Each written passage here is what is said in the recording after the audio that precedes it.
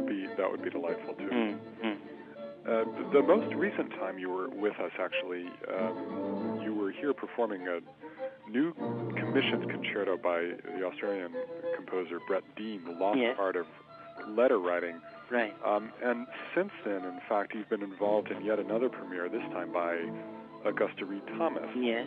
And I wondered if you could tell us about that new piece, which I think was just premiered at the beginning of 2009. Is that right? Yes, I played it in Paris. The premiere was in Salle Pleyel in January, and we also recorded it, and it was a big challenge to learn it. And, it was wonderful that Augusta wrote, because she had already written 2 violin concertos at that time.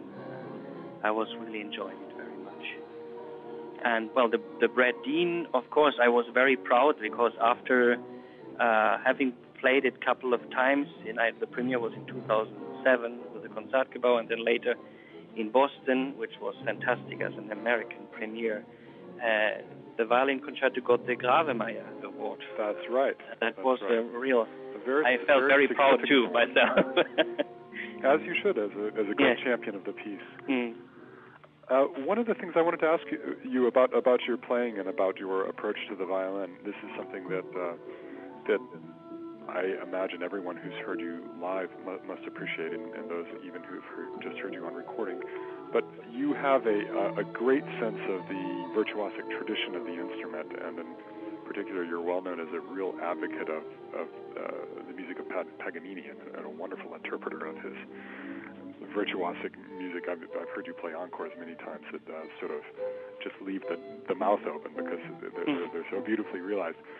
And at the same time, you're also an advocate of these newer pieces and these unknown pieces. And I wonder if you could talk about sort of what the music of Paganini means to you as a violinist and that sort of virtuosic tradition, and how that informs your interpreting of the great modern pieces.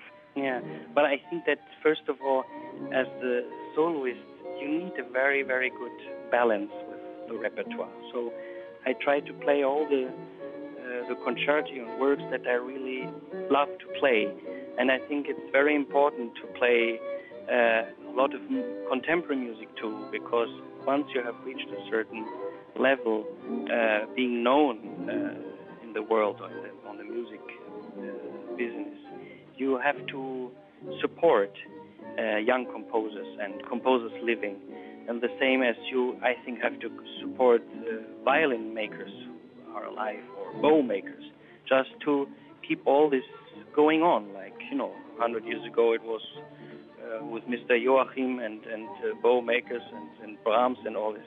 So I think I really owe living composers and bow makers and violin makers a lot also.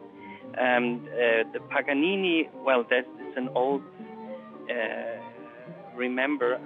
very long ago, I remember when I first played for the famous Nathan Milstein.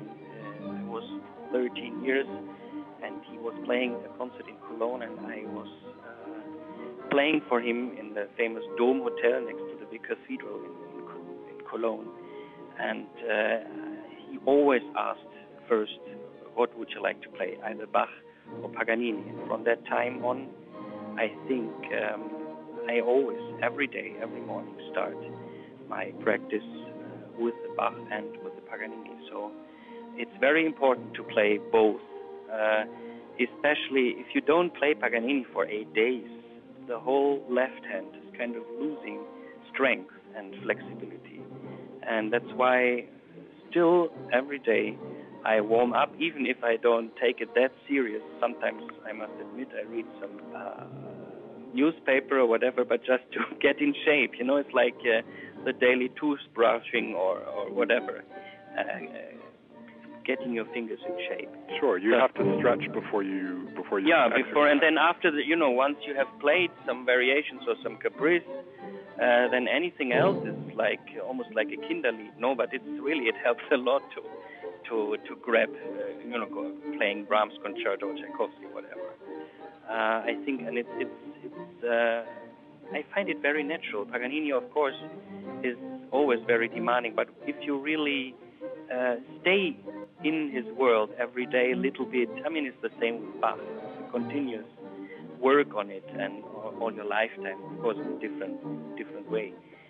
But these are the two major things, I think, for a violinist, any violinist, to do every day. I just wanted to ask you one final question, Frank Peter, which is that on these concerts with us, you're collaborating with Christoph von Dohnányi, and I wondered if you could tell me a little bit about your relationship with him and your sort of understanding of working with him and what that means to you. Yeah, well, he's a very old friend. We first played together in Cleveland in 1987. It was my Cleveland debut with him when he was music director then at that time, and also afterwards we played a lot of things and tours with Cleveland Orchestra, and also now as he moved back to Europe, Philharmonia Orchestra, and of course the Hamburg North German Radio Orchestra, and he's not only a great maestro, of course, to me he's always, he just turned 80, but he's also a great friend, and I must say maybe a second father, like next to my old teacher, Mr. Krebs from Amsterdam. He has become a very close friend, and just recently, beginning of September, he had his 80th birthday, and I came to play with him in Hamburg. We did the Zigarren by Ravel, which he told me he did last time. He accompanied the violinist when he was himself a teenager, so it was one of his pieces he wanted to do with the orchestra. And, we had a wonderful time together.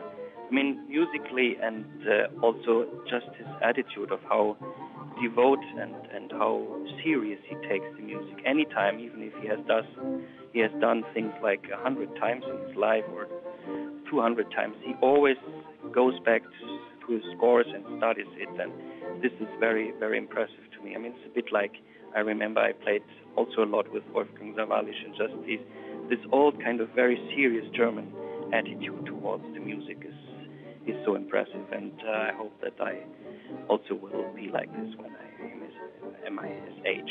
Well, thanks so much for taking the time to talk with us, and we will see you very soon, and we're looking forward. Yeah, I'm looking forward very much too.